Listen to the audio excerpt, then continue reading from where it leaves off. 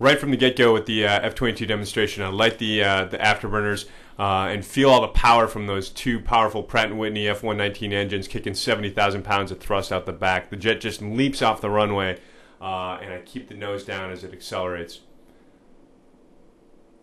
Right as I get to show center, you're going to see me pull it aggressively into the vertical, and it climbs effortlessly with that 70,000 pounds of thrust coming out the back, and just leaps up into the air.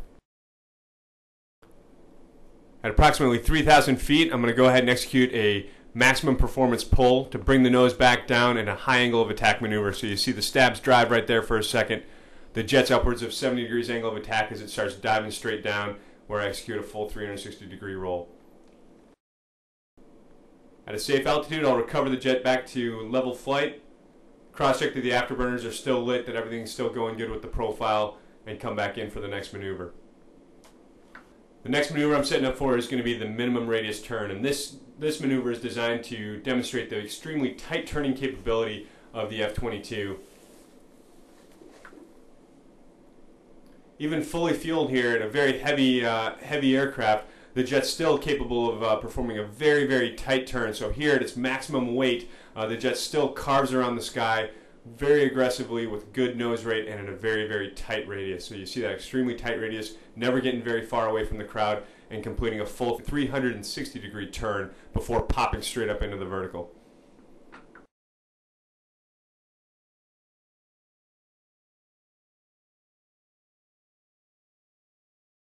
At a safe altitude, I'll bring the nose back down to the horizon and execute what we call a J-turn, which is basically a hammerhead turn where the jet stalls out and then continues to yaw back around in a nice hammerhead type maneuver with the jet not moving hardly at all in space, just rotating around to point back at show center.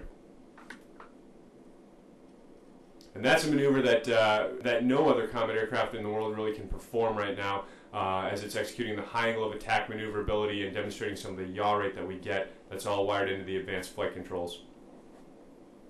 Coming out of the J-turn, I'll reposition the aircraft to show left and get set for the weapons bay door pass. And this is a great opportunity to show the combat capability that we have with the aircraft by showcasing just where the bombs and missiles are stored on this jet. And of course, one of the unique things with the F-22 demonstration is that this is a combat-coded aircraft. There's nothing modified about it. In fact, I believe this aircraft has 2 AIM-9 missiles on it, which you'll see here in a second. We'll cycle the weapons bay doors. Out come the AIM-9 missiles. You see both of them there. And you see the main weapons bay where everything hides, and then quickly close them back up as I get ready to reposition the aircraft for the next maneuver. The next maneuver in the F-22 demonstration is the dedication pass, and this is a tribute that we do every show to all the sailors, soldiers, airmen, and Marines that we have in the U.S. Armed Forces, as just a tribute to them by just giving a great view of the aircraft in full afterburner, doing a nice salute to our military. So we really enjoy doing this maneuver at every single show as we dive the aircraft in from show right to left and get a nice view of the jet in a nice left-hand bank.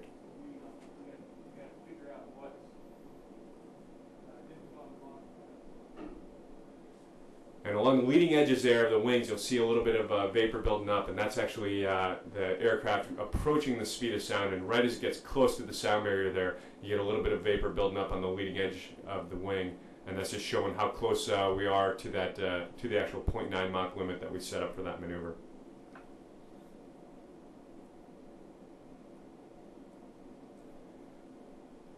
Now that we've burned down a little bit of gas, I'll reposition the aircraft to show left and start setting up for a series of high angle of attack maneuvers. The first one is going to be a pedal turn, and I set up for this by popping the jet right into the vertical at show center.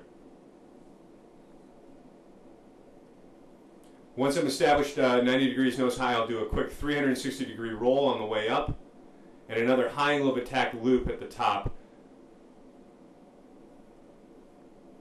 You see the stabs kick in there and a little bit of the thrust vectoring to bend that nose around using virtually no altitude at all. And then on the backside, it begins what looks like a flat spin, but it's not a flat spin. This is a controlled 360 degree yaw rate turn that I'm performing. So this is a 100% controlled maneuver as I bring the aircraft around, find my reposition line, and stop it right where I want it, and fly out right back to level flight.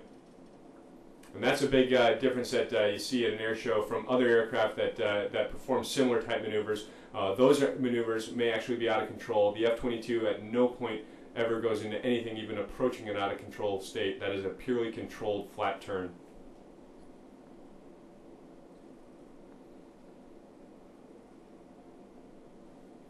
Out of the pedal turn, the next maneuver I'll set up for is the power loop, and this is a great opportunity to showcase the thrust vectoring capabilities that we have and the extreme maneuverability we have with the F-22. What you're going to see is the jet come in from show right, and it's going to complete a 360-degree loop in only about 1,500 feet of altitude as the jet basically rotates around one spot in the sky. So I'll bring the nose up easily with both the afterburners lit, and the jet literally flips end over end with an aggressive nose rate and returns back to level flight. Out of the power loop, again, it's right back to level flight, and then I'll go into a loaded roll, which is a good way to just show the angle of attack, a high angle of attack on the jet, yet still showing the maneuverability that we have with the aircraft, even at high angles of attack and low airspeeds. Coming out of that loaded roll, I'll reposition the aircraft behind the crowd and fly right over the top of them, a little over 1,000 feet above their heads. And this is a great chance for the people to see the bottom of the aircraft as I go right over the top of them and then pull up into the vertical and set up for the tail slide.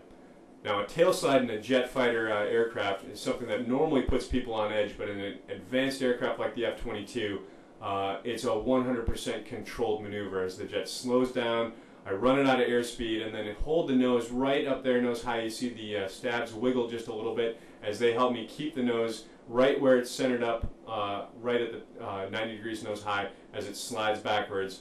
And then eventually at a safe altitude, I'll bring the nose back down and fly out of it. So that tail slide there is another unique maneuver. Most aircraft, most jet aircraft that is, are not able to fly backwards the way the F-22 does, and certainly not in the controlled manner with which we can do it in the F-22.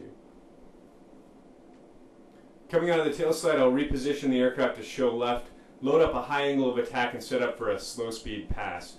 The slow speed pass is another capability in this jet that even without using afterburner, I'm able to slow this jet all the way down to about 75 knots indicated in the HUD. My ground speed right now as I'm tracking over the ground, only about 60 miles an hour. So as you see that, the jet going by basically the same speed as a car on the highway. Remember, this being a 60,000-pound aircraft as it goes by you right now, traveling that slow. It's a really impressive capability we have, that slow speed handling that we have to fly this at that low altitude and very low speed safely for the crowd.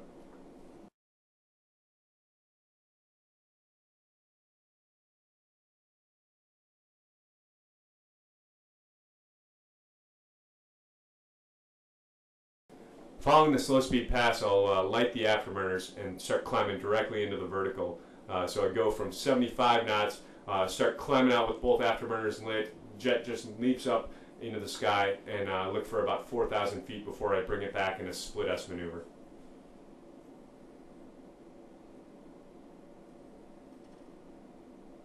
So at that safe altitude, I roll the jet on its back, come back in a pure vertical split S type maneuver, and set up for the high-speed pass. Now what's unique about this is that coming out of the last pass I was at 75 knots. Coming out of this pass, I'm going to be pushing the limit of a little over 700 miles an hour, right at the 0.94 Mach limit, which is the absolute limit we're allowed to fly over the continental United States. So you see the aggressive acceleration of the jet as it goes from 75 knots to 700 miles an hour in a very short period of time. Following the high-speed pass, I reposition the aircraft to show left and set up for the Hoover pitch, which is the last maneuver in the demonstration. And the Hoover pitch is another good way to demonstrate the tight turning capability as the jet basically squares the corner and completes a almost like a Z turn as it does two aggressive 90-degree bank turns. I'll roll the aircraft on its side, let everyone see the top of the jet for a couple potatoes, and then tuck under roll and do two aggressive pitches.